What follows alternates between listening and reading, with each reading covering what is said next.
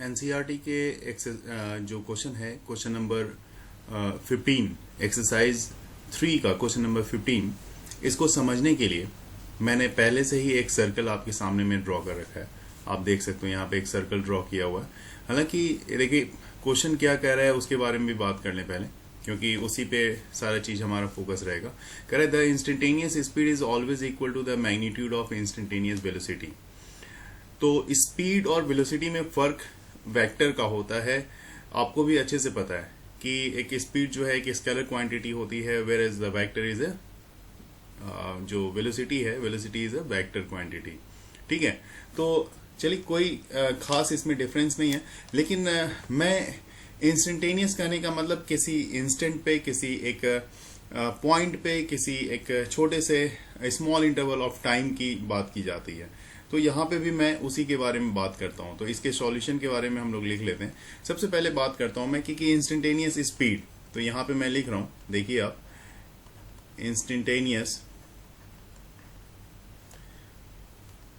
ठीक है, तो यहाँ पे सबसे पहले इंस्टेंटेनियस स्पीड लिख के उसके बाद बात करेंगे कि हमें क्या करना है यहाँ पे। तो ये इंस्टेंटेनियस स्पीड जो है आपके लिए ये इक्वल टू क्या, फॉर्मूला क्या होता है।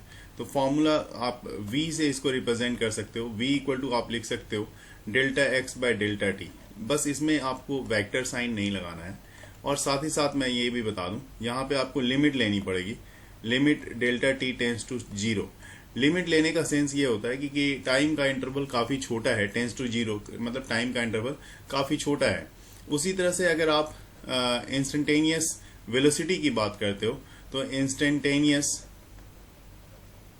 वेलोसिटी की अगर हम बात कर लें तो बात वही रहेगी, लेकिन चूंकि अब वेक्टर की बात हो गई, मैंने पहले ही बता दिया था। तो v के ऊपर वेक्टर का साइन दे दोगे, लिमिट ले लोगे, limit delta T tends to 0 अभी भी लेंगे, और ये हो जाएगा delta x by delta T. लेकिन यहाँ पे डेल्टा x के ऊपर भी हमें वेक्टर का साइन देना पड़ेगा। x के ऊपर मैंने वेक्टर का साइन दे दिया है। ठीक है, अब आप ये सोचो कि अगर मान लो किसी भी इंस्टेंट, मतलब एक पॉइंट से इस पॉइंट से इस पॉइंट के लिए, 2 पॉइंट के लिए, तो एक छोटा सा आर्बिट्री कांस्टेंट, ये बिल्कुल छोटा सा पार्ट होता है, बहुत ही छोटा माइन्यूट पार्ट होता है। इसलिए यहाँ पे दोनों ही बार मैंने डेल्टा टी लिया और डेल्टा टी टेंस टू 0 के बारे में मैंने जिक्र किया है। तो वो डेल्टा टी जो है ए से अगर बी पे जाने की बात करें तो ए से बी पे जाने के लिए जो डेल्टा टी है काफी छोटा होता है, टाइम इंटरवल काफी छोटा होता है। और इसलिए ये जो बात की जाती है कि मैग्नीट्यूड ऑफ इंस्टेंटेनियस वेलोसिटी या फिर मैग्नीट्यूड ऑफ या फिर, चूंकि देखिए आपको magnitude of velocity he speed है ना, magnitude of velocity he speed है। तो पर्टिकुलर इस पोजीशन के लिए डायरेक्शन अगर मान लो इसी तरफ, डायरेक्शन भी अगर देखें तो डायरेक्शन इसी तरफ है। तो एक छोटा सा पार्ट जो है कि लगभग एक कभी कभी एक स्ट्रेट लाइन की तरह बिहेव करता है, एक छोटे से पोर्शन की तरह बिहेव करता है। इसलिए यहाँ पे हम लोग जो इंस्टेंटेनियस के लिए पार्ट करते हैं तो वो हम कह सकते हैं कि दोनों ही हमारे लिए सेम ट्रीट करता है। कौन कौन दोनों, मतलब इंस्टेंटेनियस स्पीड और इंस्टेंटेनियस वेलोसिटी हमारे लिए सेम तरह से, इंस्टेंटेनियस स्पीड और इंस्टेंटेनियस वेलोसिटी हमारे लिए सेम तरह से ट्रीट करता है, क्योंकि बहुत ही छोटा सा इंटरवल होता है और इसकी पर्टिकुलर एक छोटी सी ही लेंथ होती है, बहुत बड़ी लेंथ तो होती ही नहीं है। क्योंकि मैंने पहले ही बताया कि बार बार मैं रिपीट कर रहा हूँ कि मैं क्या कर रहा हूँ, मैं लिमिट ले रहा हूँ डेल्टा टी टेंस टू 0, मतलब टाइम का इंटरवल काफी ही छोटा है, माइन्यूट है। और इसी के बारे में यहाँ पे मैं लिख देता हूँ कि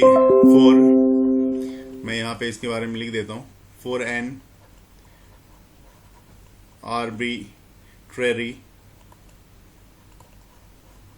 आर्बिट्रेरी मतलब वैसा वैल्यू जो कि बदलता रहता है, सेम ना रहा हो, हमेशा चेंज होता रहता है। तो आर्बिट्रेरी जो होती है, जो बात होती है आर्बिट्री मतलब वेरिएबल पार्ट, आर्बिट्री मतलब होता है variable, arbitrary small interval of time,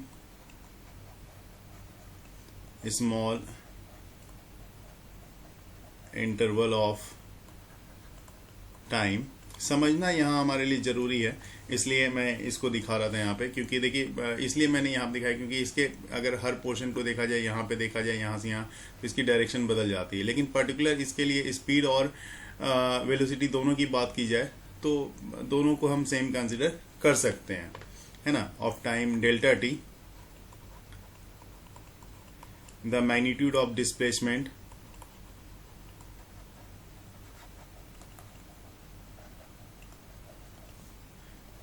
the magnitude of displacement, यहाँ पे जो डिस्प्लेसमेंट है उसको मैं मॉड में ले लेता हूँ, डेल्टा एक्स, क्योंकि ये इसका मैग्नीट्यूड को दिखाएगा, इज इक्वल